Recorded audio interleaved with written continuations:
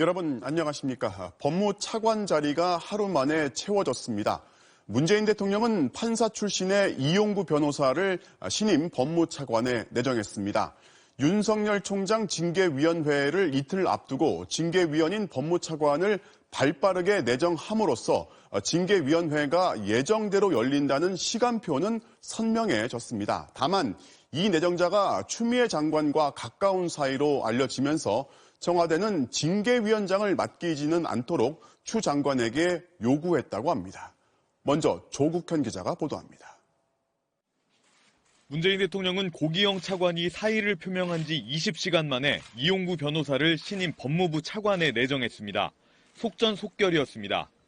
판사 출신인 이 내정자는 2017년 8월 비검찰 출신 최초로 법무부 법무실장에 임명돼 2년 8개월 동안 박상기, 조국, 추미애 장관과 함께 검찰개혁을 이끌어왔습니다. 청와대가 법률 전문성은 물론 법무부 업무 전반에 대한 이해도가 매우 높은 적임자라고 인선 배경을 설명한 이유입니다. 이 내정자 임기가 내일 0시에 시작된다는 점에서 모레로 한 차례 연기된 징계위가 정상적으로 진행될 여건은 확보가 된 셈입니다. 이 내정자 역시 모레 징계위 개최 의지는 확고한 것으로 전해졌습니다. 하지만 청와대는 추 장관 사람으로 분류되는 이 내정자 기용에 따라 윤 총장 해임이 기정사실화됐다는 관측에 대해선 분명하게 선을 그었습니다. 청와대 관계자는 이 내정자를 발탁해달라는 추 장관의 요청을 받아들이는 대신 청와대도 이 내정자가 징계위원장을 맡게 해선 안 된다는 점을 추 장관에게 분명히 했다고 전했습니다. 징계위의 중립성을 의심하는 시선을 의식한 청와대 조건부 임명인 셈입니다. 이 관계자는 또 문 대통령의 관심은 징계 수위가 아니라 공정한 징계위 진행에 있다며 소명 기회든 시간이든 필요하면 징계위가 다 수용할 것이라고 전했습니다. 추후 불거질 수 있는 불공정 징계 논란을 차단하려는 뜻으로 풀이됩니다. 청와대는 최근 불거졌던 동반 퇴진론은 일축했습니다. 그러면서 징계위 절차가 정당하면 문 대통령은 징계 수위에 상관없이 재가할 거라며 절차에 따른 해결만 남았음을 강조했습니다. MBC 뉴스 조국현입니다. 징계위원회는 모두 7명인데요. 추 장관은 징계를 청구한 당사자라서 빠지고 6명이 결정합니다. 일각에서는 이 중 검사 2명을 지명하는 게 쉽지 않아서 징계위 구성부터 어려울 거라고 예상하지만 하루 만에 차관을 임명한 걸 보면 징계위를 열겠다는 의사는 분명해 보입니다. 다만 징계위원회를 연다고 해도 넘어야 할 산들이 많습니다. 이어서 이재혁 기자입니다. 공석이 된 차관 자리가 하루 만에 채워지면서 법무부는 일단 한숨을 돌렸습니다. 윤석열 총장의 혐의는 명백한 징계 사유라며 모레 징계위원회를 개최하겠다는 입장도 그대로입니다. 하지만 신임 차관 외에 다른 징계위원들이 누구인지, 징계위 선정이 끝났는지조차 극도로 함구하며 예민한 분위기입니다. 징계위는 법무부 장관과 차관, 장관이 지명하는 검사 2명, 장관이 위촉하는 외부위원 3명 등 7명으로 구성됩니다. 추미애 장관은 윤 총장 징계를 청구한 당사자여서 이번 결정에선 빠집니다. 문제는 2명의 검사위원 구성입니다. 보통 검사장급이 지명되지만 이미 많은 검사장들이 윤 총장 징계를 공개적으로 반대한 만큼 적임자를 찾기가 쉽지 않습니다. 윤석열 총장 측은 징계위에 출석해 징계위원들의 면면을 보고 그 자리에서 기피 신청을 하겠다고 예고했습니다. 추미애 장관 편에선 검사들은 물론 진보 성향이 강한 이용구 신임 차관도 기피 대상으로 검토한다며 선제적인 공세에 나섰습니다. 징계 자료를 둘러싼 공방도 계속됐습니다. 법무부는 공정한 감찰 수행에 지장이 있어 문서를 공개할 수 없다는 입장인 반면 윤 총장 측은 징계위가 열리기 전에 반드시 자료를 봐야 한다고 맞서왔습니다. 법무부가 뒤늦게 자료를 복사해주기로 했지만 그럼에도 징계위 준비 시간이 부족하다는 이유로 윤 총장 측이 또다시 기일 연기를 요청할 가능성도 배제할 수 없습니다. 법무부로선 징계위원 기피 신청이나 기일 연기 요구 등을 모두 거부한 채 징계위를 강행할 수 있습니다. 하지만 이미 감찰 단계의 적법 절차 논란이 불거진 마당에 훗날 법적 다툼 과정에서 징계 대상자의 방어권을 보장하지 않았다는 부담으로 작용할 수 있습니다. MBC 뉴스 이재욱입니다. 윤석열 총장이 어제는 취임 이후 처음 본청 현관으로 입장했는데 오늘은 여느 때처럼 오전 9시 대검 지하 주차장으로 출근했습니다. 그런데 윤 총장이 없는 사이 이루어진 이른바 판사 사찰 문건 압수수색에 문제가 있다면서 대검이 조사에 착수했습니다. 검찰이 법무부의 감찰 과정을 사건화하는 것으로 반격에 들어간 겁니다. 양소연 기자가 보도합니다. 취임 이후 처음 정문으로 공개 출근했던 어제와 달리 윤석열 검찰총장은 다시 평소처럼 지하 주차장으로 출근했습니다. 복귀 이틀째 8층 집무실에서 밀린 현안 보고를 받고 직무를 이어갔습니다. 윤 총장이 돌아오자 대검찰청은 법무부에 대한 반격에 고삐를 당겼습니다.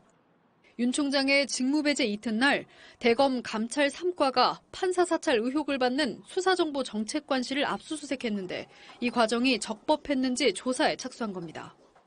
대검찰청은 압수수색 절차에 문제가 있고 인권 침해가 있었다는 진정서가 접수돼 인권정책관실이 확인에 들어갔다고 밝혔습니다. 압수수색이 추미애 장관의 판사 사찰 의혹 제기 하루 만에 이뤄진 데다 당시 현장 압수수색 실무자들이 법무부에 전화로 보고한 것 같다는 목격담들도 나왔습니다. 검찰총장을 거치지 않고는 개별 사건을 지휘할 수 없는 법무부가 판사 사찰 의혹 수사에 개입했는지가 조사 대상입니다. 위법 혐의가 구체화될 경우 법무부를 상대로 한 정식 수사로 전개될 가능성도 있습니다. 어제 고기영 차관의 사퇴에 이어 검찰은 오늘도 간부급 검사들의 거취를 둘러싸고 종일 뒤숭숭했습니다. 특히 윤 총장 가족에 대한 여러 의혹 수사를 지휘해온 서울중앙지검 김옥준 1차장 검사가 어제 사의를 표명한 사실이 확인됐습니다. 윤 총장 징계를 논의할 징계위원회 지명도에 부담을 느꼈다는 관측도 나왔지만 징계위원 지명은 사실이 아니었습니다. MBC 뉴스 양소연입니다.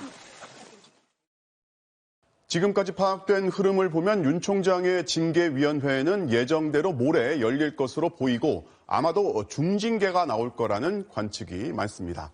검찰 담당하는 공윤선 기자와 함께 앞으로의 상황 예상해 보겠습니다. 자, 공 기자. 네. 징계위원회 질문은 조금 뒤에 하는 것으로 하고요. 자, 이렇게 복잡한 절차 거칠 거 없이 임명권자인 대통령이 결단하면은 곧바로 해임할 수 있는 거 아니냐 이런 말들도 나오는데 이게 가능한 겁니까?